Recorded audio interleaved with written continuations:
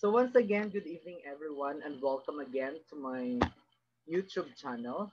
Please search Secretary Marky in YouTube and press the button subscribe, okay? And also kung gusto niyo ng mga series of lesson, you can click the ring bell para mas maganda.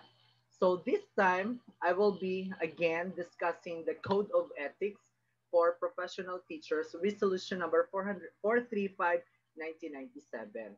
Actually, nag-try akong gumawa pero napakataas ng video na ito so hindi tatanggapin ng YouTube.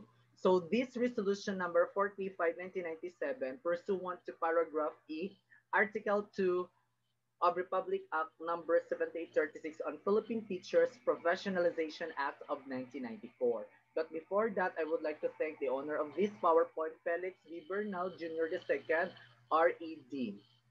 So actually, our topic for this night is very important. Why? As teachers, we should follow some guidelines, no? We are protected with different laws. So we should know what is our role. So for this night, we will going to discuss the professional teachers strictly observe the legal basis or legal practices of the teaching profession. So ano yung mga legal basis natin? Okay, so let's continue. So first, we will going to discuss what do you mean by the word preamble. So when we say preamble, teachers actually are duly licensed professionals who possesses dignity and reputation with high moral values as well as technical and professional competence in the practice of their noble professions, and they strictly adhere to, observe, and practice this set of ethical and moral principles, standard, and values. So please take note, teachers again are duly licensed professional. So as a teacher, we should be professional. So in the public school, you cannot teach unless you will going to you should pass the licensure examination for teachers. But in the private school, some of the schools are accepting non-let passer. It's because they need more teachers, competent teachers, but as a teacher, you should promise to take the board exam. So actually, the Code of Ethics for Professional Teachers, marami tayong articles to be read, but we will just limiting our videos on three parts. Article 1 to 3 on the first video, Article 4 to 6 on the second video, and Article 7 to 8 on the third video. So let's start with Article 1, the scope and limitation. So Section 1 of this article, this code shall apply to all teachers in schools in the Philippines. So whether you are teaching in the private or public schools, um, you are here. I mean, this law is applicable to all the code conduct for professional teachers.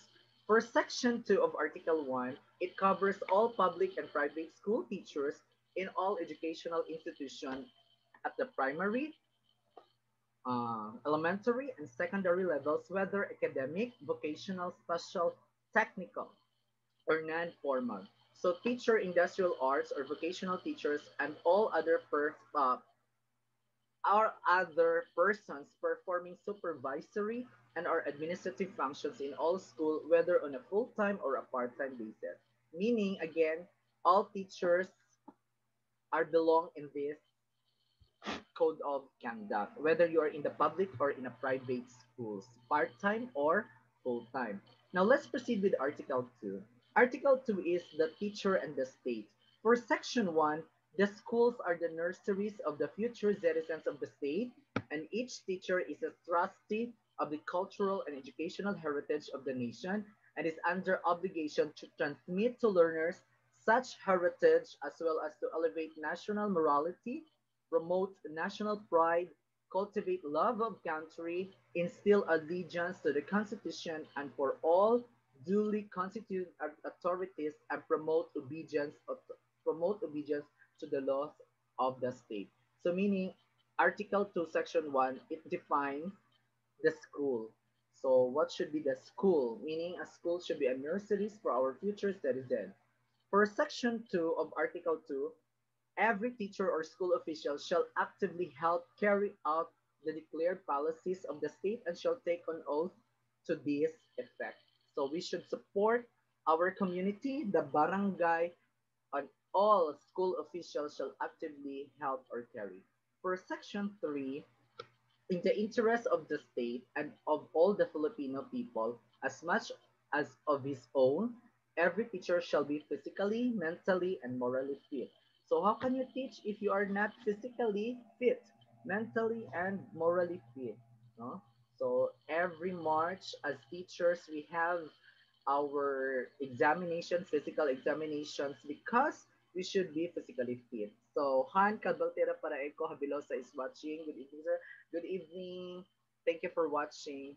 Now, let's proceed with Article Section 4. Every teacher shall possess and actualize a full commitment and devotion to duty. So, as teachers, it's your role to become a uh, possess, you should possess the actual full commitment in teaching.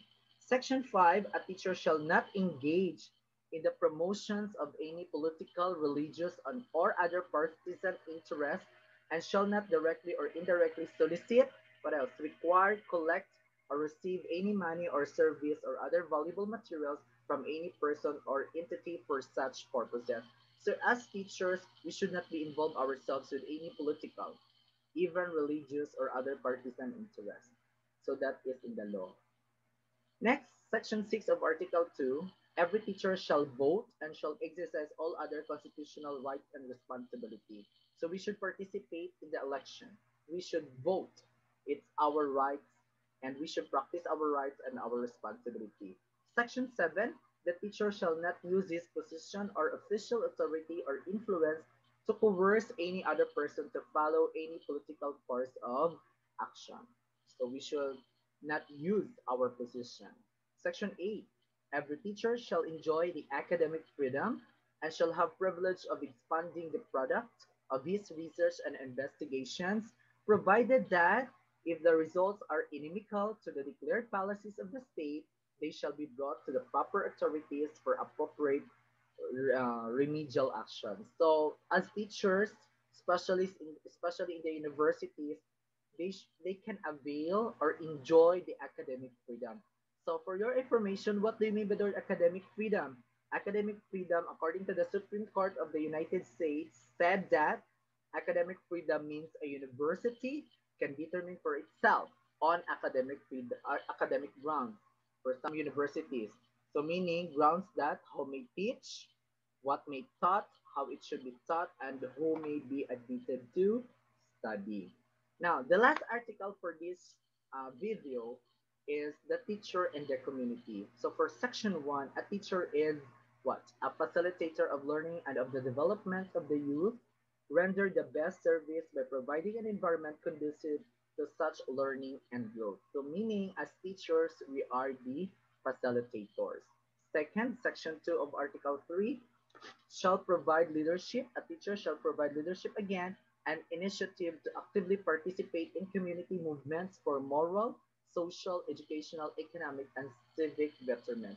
So please take note, we should provide the leadership initiative to actively participate on the programs of our community. Section 3 of Article 3 shall merit reasonable social recognition, yes, shall behave with honor and dignity at all times, refrain such as activities, so si teacher dapat hindi involved in gambling, what else, smoking, drunkenness, and other excess, much less illicit relations. So please take note mga teachers sa Section 4, the teacher also shall live for and with the community, shall study and understand local customs and traditions in order to have a sympathetic attitude and refrain from disparaging the community. So as teachers, hindi tayo dapat mag-una-una sa pag-create ng mga award. Section 5 shall help the school keep the people in the community informed about the schoolwork and accomplishments as well as its needs and problems. So dapat si school should inform the community about what is happening and inform them about schoolwork and accomplishment. Section 6. The teacher is intellectual leaders in the community shall welcome the opportunity to provide such leadership when needed. So if the community needs us, our expertise, we can extend. extend counseling services as appropriate, and act to actively involve in matters affecting the welfare of the people. Section 7. Every teacher shall maintain harmonious and pleasant personal and official relations with other professionals, with the government officials, and with the people individually or collectively. So we should be friendly to other professions, maybe it is a private or in government position. A teacher shall possess freedom to attend church and worship as appropriate, but shall not use his positions and influence to proselyte others. So we can go to church, we can have our praise and worship to God, but make sure we will not use our position. So again, thank you for listening. Please continue to subscribe and like my videos, share with others so that all of the candidates for the LET exam. I think this video will help them. And also for my students, thank you for subscribing. Again, God bless everyone and good night.